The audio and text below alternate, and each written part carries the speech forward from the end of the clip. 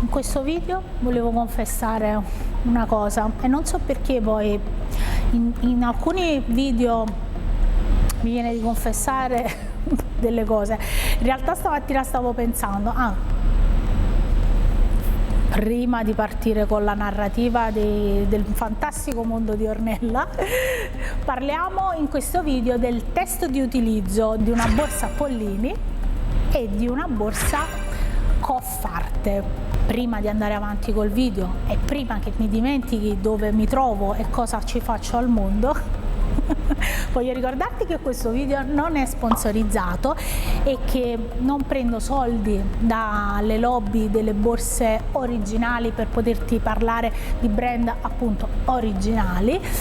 Faccio tutto questo per oppormi alla contraffazione, per raccontare magari di brand che non hanno tanta visibilità e soprattutto per mettere insieme tutte donne comunque persone che hanno voglia di guardare oltre a quello che ci raccontano delle produzioni di borse, delle borse e di tutto quello che c'è dietro. Sigla!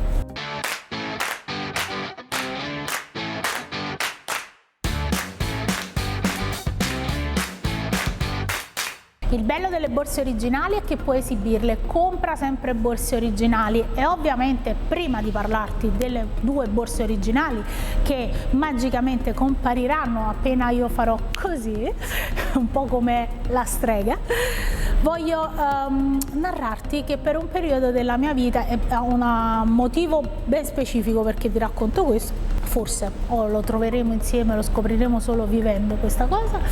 Ho ascoltato i cantanti neomelodici o che allora erano cantanti che andavano molto di moda e ti spiego un po' il contesto culturale in cui sono cresciuta io. Sono una persona che sono formata, mentre la gente è formata di acqua, cioè tutti quanti, no, la gente, nel senso che l'essere umano è composto da una parte di acqua, sembra la scienza, no? Mi sento molto ghengheo. Io sono formata da un 70% di quarteriana a Napoli, cioè, o comunque non so come tradurlo in brenzola, no, perché cioè nel termine in cui poi in italiano viene utilizzato questa cosa può essere dispregiativo, ma sono molto quarteriana, quindi una persona un po' popolana, mettiamola così, per un 70-80% e il restante 20-30% sono posillipina, che nell'immaginario collettivo a Napoli questa cosa significa una contrapposizione non solo ricco-povero, perché pure a Posillipo stanno i poveri, vabbè, comunque insomma non solo ricco-povero, ma è proprio un concetto di persona, diciamo, che parlo tutto così e quindi un più posillipino, pomerese, come volete, cioè, etichettare, no? Perché uno c'è nell'immaginario a Napoli abbiamo tutte queste zone, se di Chiaia parli in un certo modo, cambia pure l'inflessione con cui uno è per bene a seconda di dove stai, e se invece sei più dei rioni, cioè i rioni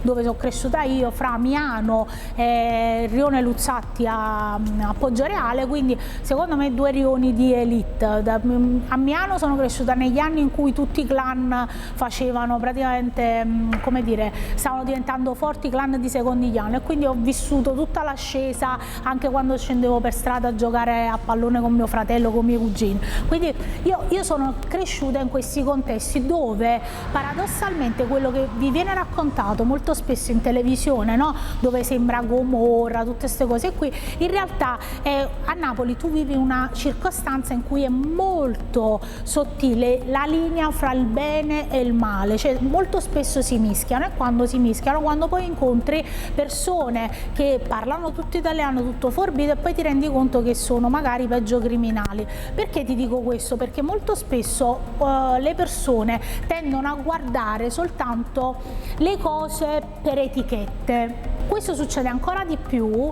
per le borse o per quello che sono le produzioni o quello che sono i materiali o quelli che sono certi modelli, certi brand e tutto il resto. Quello che sto provando a fare da un po' di anni a questa parte è quello di muovere le persone a ragionare, a conoscere circostanze, situazioni e soprattutto ad informarsi. L'informazione porta alla conoscenza e al miglioramento. Io sono migliorata tantissimo rispetto a qualche anno fa perché leggo, mi informo, informo, grazie a te che commenti, a tante di voi che mi scrivete, tante cose che io prima non conoscevo e di cui mi sono andata poi ad informare. Quindi il canale, se ha una funzione sociale di far capire che è importante informarsi. E perché ti ho raccontato che io sono quarteriano, ho avuto a che fare con la brutta gente, ho avuto a che fare col mega imprenditore che c'ha i miliardi e per me sono stati, come dire, scuola di vita in entrambi i casi, perché tu devi avere, prima perché mi piace farmi conoscere, che non un giorno dici perché tu quando eri piccolina giocavi col figlio del boss, io non lo sapevo perché ero piccolina e quindi certe cose le ho conosciute dopo. Di sicuro mi è capitato durante l'arco degli anni di scoprire che poi persone con cui avevo magari preso il caffè erano persone che avevano legami in certo senso. Poi ho preso altre strade, loro hanno scelto di delinquere, hanno scelto il male come strada, io ho scelto altre cose, però ciò non toglie che in alcune fasi della mia vita io mi sono continuamente trovata a scegliere, come quando mi sono trovata in difficoltà io ho scelto di produrre borse originali invece che borse contraffatte e mi sono resa conto che tante persone queste scelte non le fa, quindi dà per scontato e dà sempre la colpa esternamente di certe cose e non riporta a se stessa la responsabilità. C'è bisogno di responsabilità e di informazione e mi auguro che questi video, un po' per gioco, un po' perché vi fanno riflettere o condividendoli e soprattutto dandomi supporto, possano aiutare sempre più persone a riflettere che dietro le borse ci sta tanta gente per bene, che ci mette tanto impegno e che soprattutto ha tanta voglia di non mollare in un periodo storico che è difficile, ragazzi. Quindi miracolosamente a breve, dopo tutto sto pippone, comparirà le due borse e poi vi faccio scoprire chi erano i miei cantanti neomelodici preferiti di cui ricordo ancora le canzoni. Eccoci tornati con le due micro borse. Ti dicevo, i cantanti neomelodici, vabbè, c'è stata una parte della mia vita, sentivo Franco Ricciardi e quindi tutte canzoni tipo 1, 6, 7, 67, non me la ricordo tutta, però insomma era narrativa. E poi c'era Luciano Caldore che aveva i suoi esordi e faceva tutte queste canzoni smielate. Poi c'era non Tommy Riccio ma Ciro Ricci che ha fatto delle canzoni, ragazze, che nei miei 14-15 anni. E poi c'era il primo Gigi D'Alessio, per cui quando ti dedicavano, cioè quando camminavo a Vico Gerolomini sulla Vespa così con le mie amiche a 15-16 anni, tribunale eccetera eccetera, era tra Gigi D'Alessio che era proprio i primi anni, quindi faceva ancora Anna Re, ancora doveva conoscere Anna Tatangelo, era ancora sposato e tutto il resto, e sono stati anni formativi per la mia formazione. Se sono quella che sono lo devo anche ai rioni popolari e soprattutto che secondo me tutti dovrebbero passare, tutte le persone che nella vita insomma mai vissute in un rione dovrebbero vivere, se no tu non hai la concezione di quello che è comunità, aiuto, gossip, cioè mo esiste la CIA e cose, ma esiste da anni, tu sapevi cose, ma che ne fai di internet, cioè proprio sapevi cose che succedevano a persone perché ti venivano riportate da altre persone, quindi tutti dovrebbero fare esperienza nei quartieri popolari e molto dovrebbero essere valorizzati come stanno facendo fortunatamente. Chiusa questa parentesi, andiamo a parlare di queste due borse, passiamo prima da Polliri, guardiamoci il video dell'utilizzo.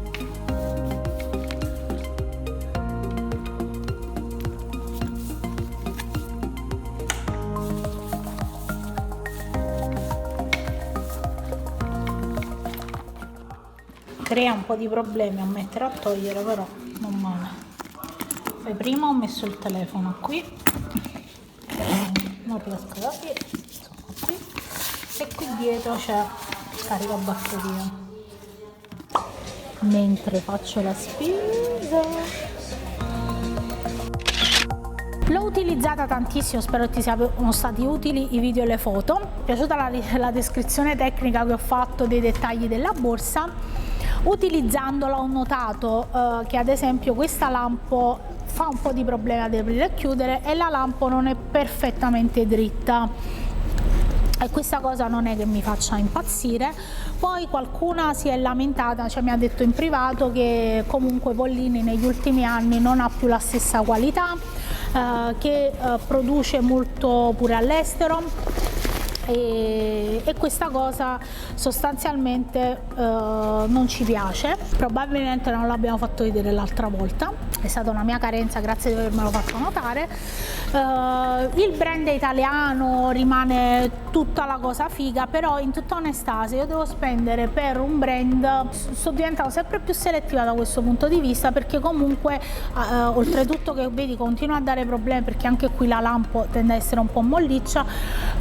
Se devo spendere soldi per un brand, nonostante che questa è una borsa bellina, ci ho caricato l'impossibile, è molto comodo e tutto il resto, sempre meglio di una borsa contraffatta, ma dovendo riscegliere non lo so se pagherei i soldi che ho pagato per comprare un brand che comunque ci paghi molto il marketing, diciamocelo pure onestamente. Mi auguro che possano ritornare a produrre prodotti completamente in Italia, come me lo auguro per tanti altri brand, per cui non mi sento di ripromuoverla, o meglio sinceramente non la ricomprerei, anche perché è un modello un po' classichino, mi è piaciuto per tante cose, però per queste cose qui ti dico che probabilmente non la ricomprerei, quindi per me è rimandata al prossimo acquisto, se mai ci sarà. Per ora resta così.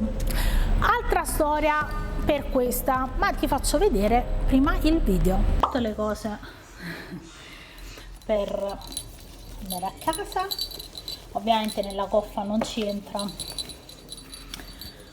il computer, questa sera esco, quindi gli amici, famiglia, quindi c'è portafoglio, portatrucco di MAC che a breve cambierò, carica batterie, vorrei cercare di aprire un po' meglio, e c'è vabbè chiavi di casa eccetera, si chiude tutto a bellino. E questa, che è la borsa di Dip Rose, la uso per portare il computer, l'agenda e il resto delle cose. Ciao! Eccoci tornati. Dicevo, altra storia per questa borsa qui, che è una borsa secondo me fantastica, che mia figlia ha molto apprezzato, come avevo detto, e lei ha detto, però ha riscontrato lo stesso problema. Io l'ho portata per 3-4 giorni a mano ed è proprio duro. Per me che non sono abituata proprio a portare borse a mano è una morte, perché tenere la borsa così, ragazze mie, cioè per me è allucinante. L'interno è sufficientemente ampio, se hai visto dal video sono riuscita a mettere davvero tantissime cose, mi piace tanto la borsa da questo punto di vista. Dico pure, qualcuno ha contestato il fatto che costasse troppo, io dico sempre troppo rispetto a che cosa? Se io vi devo fare un regalo, tranne questa campanellina che mi sta uccidendo la salute, cioè non posso camminare, non posso fare tipo perché sente che arrivo, vabbè, tolto questo, ma la silenzierò in qualche modo. La borsa, perché cara rispetto a che cosa dicevo? Capisco che per molti il prezzo dovrebbe oscillarsi sotto i 100 euro, capisco pure che se uno si deve comprare una bella borsa dove c'è un bel progetto alle spalle, dove c'è Made in Italy, ci sono tasse pagate e tutto il resto, e vuole un prodotto particolare, molto spesso un pochino in più devi pagare. Allora anziché comprare 2 borse, magari uno se ne compra una ed ha una borsa un po' più particolare da questo punto di vista. Quindi dico sempre, importante è comprare borse originali. Sul canale ci sono 1001 variabili di questa cosa, di prezzi e tutto il resto, però c'è da dire che è importante valorizzare certi tipi di brand. A me questa borsa piace tantissimo, l'ho trovata oltretutto molto utile, al momento si è sporcata ma non tanto, anche se l'ho buttata un po' dovunque, devo essere sincera, e poi mi piace. L'unica cosa è che mi manca è la tracolla, non so se ci fosse modo di mettere una tracolla, che secondo me sarebbe perfetta. Non è la classica coffa siciliana, ma per me è perfetta è ideale, quindi la ripromuovo al 100%. Una rimandata e una promossa e camma fa, insomma tutte e due belle borse secondo me. Prima di lasciarti ti chiedo di iscriverti a questo canale, di condividere questo video perché ho bisogno anche del tuo supporto, altrimenti non cresco, poi piango, poi dovrò abbandonare il canale perché sono piccola youtuber abbandonata. In realtà grazie a tutte quelle che già ci sono e che mi state dando una mano pazzesca, e ci vediamo al prossimo video. Ciao da Ornella.